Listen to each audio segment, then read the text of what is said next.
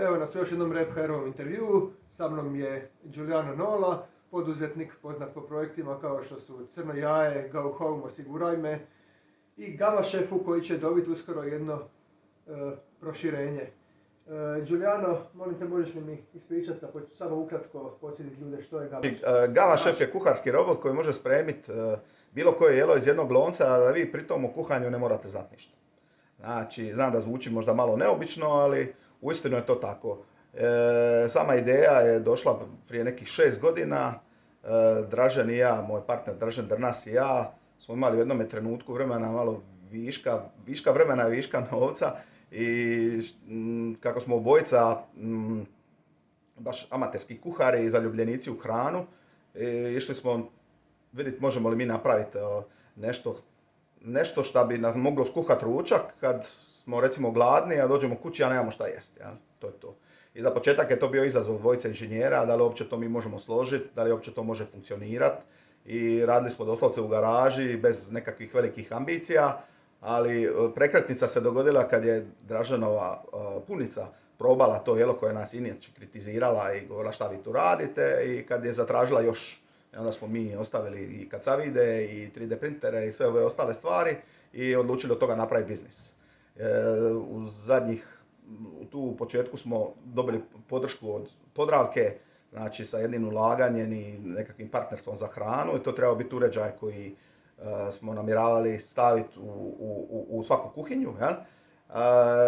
Međutim, jednostavno pokazalo se da nije vrijeme za to. Bili smo u kontaktu sa dosta velikih kompanija tehnoloških koji proizvode kuhinjske aparate. Oni misle da još nije došlo vrijeme da na roboti kuhaju. Mi mislimo suprotno, mi mislimo da je sada vrijeme za to, i svako ko sumnja u to, mislim da će se razuvjeriti onog dana kad ga vozilo bez vozača dovede kući, neće nikakav problem biti onda da imate robota u kuhinji, a mislim da će se te stvari dogoditi brzo. Koju vrstu hrane ti roboti mogu Znači, spremiti? roboti mogu kuhati rižote, paste, njoke, gulaše, sve što se može napraviti u jednom loncu. Jeli, to je ideja. I znači, Podravka se malo ohladila od toga svega, a nama se to činilo još uvijek dosta dobra ideja, i onda smo pivotali u jednom drugom smjeru. Rekli smo, ok, napravit ćemo mi sami nešto što možemo sami sa vlastitim sredstvima, i uz pomoć EU fondova smo napravili restoransku verziju robota koju ćete vidjeti kasnije, koja može kuhat doslovce svaki dan, čitavi dan, 10 sati dnevno, i zamijeniti kuhara, odnosno kuhari će i dalje nama trebati, naravno, znači oni će stvarati jela, jer jelo na robotu nastaje na način da neko ko zna kuhat, skuha jednom na robotu jelo, a robot dalje zapamti sve sekvence, kad je šta doda, koliko čega je stavio, kako je bila temperaturna karakteristika. I ako imate istu kvalitetu hrane, dobit ćete u konačnici isti rezultat. Možemo li vidjeti sad zapravo odmah nekako okruženje restorana? Tako je.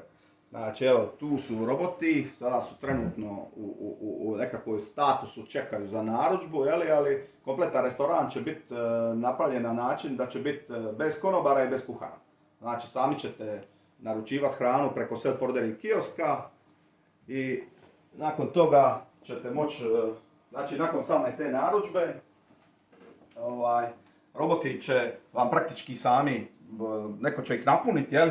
Roboti su na rotirajućim platformama, znači vrte se.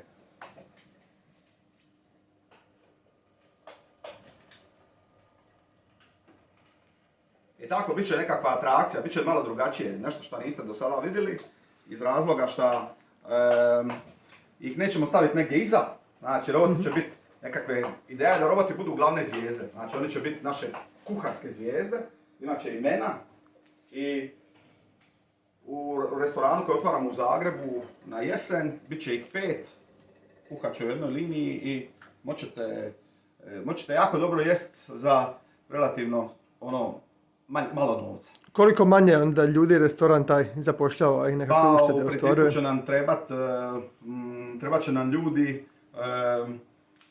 moće doslovce ga obsluživati studenti. Sve što će trebati napraviti je praktički samo staviti glavne namirnice unutar robota, a sve ostalo će robot napraviti sam. Znači, on je već ovdje prenapunjen sa začinima i začinskim tekućinama i nakon toga će robot to napraviti sam. S obzirom na robot kuha, pretpostavljam da je standard uvijek isti, da nema nikakvih odstupanja.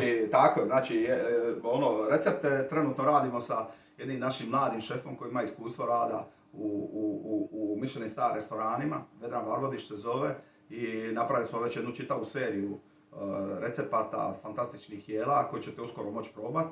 Jedno što ćemo morati, najveći problem će biti praktički probrat njih 6, jer nećemo ići na nekakav veliki meni, a morat ćemo na neki način zadovoljiti sve, i da ima nešto i za djecu, da ima nešto za vegane, za ljude koji jedu gluten free hranu i za gurmane naravno, znači nećemo ni njih izostaviti. Možda koja riječ s tehničke strane, hardveru, softveru u cijeloj priči? Hardware je, nema tu ništa posebno novog, sve su to nekakve standardne komponente, jedino je caka bila kako to sve skupa posložiti zajedno da radi, to je pravi izazov inženjerski i to je sve skupa trajalo i naravno ogroman izazov je bio kako od prototipa doći do nečega što možete proizvoditi serijski i da možete dobiti ponovljivost. Mi smo sad to uspjeli, sad imamo 12 istih.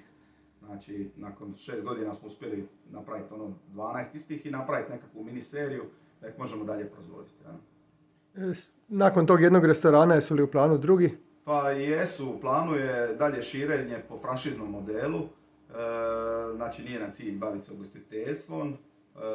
Samo moramo dokazati u tom prvom restoranu biti da ljudi vole tu hranu da su zato spremni platiti. Mislim da će to biti jedna jako dobra kombinacija atraktivnosti i dobre hrane, jer u principu Boc & Poc, kako će se zvati čitavi taj koncept, je u stvari priča o hrani. Znači, roboti su tu za malo šova, ali ono što je bitno je hrana. Mi vjerujemo da ćete prvi put kad dođete u restoran doći radi robota, da ćete vidjeti kako to sve skupa izgleda. Siguran sam da ćete drugi put doći radi hrane, jer hrana koja izlazi iz ovih robota je fantastična.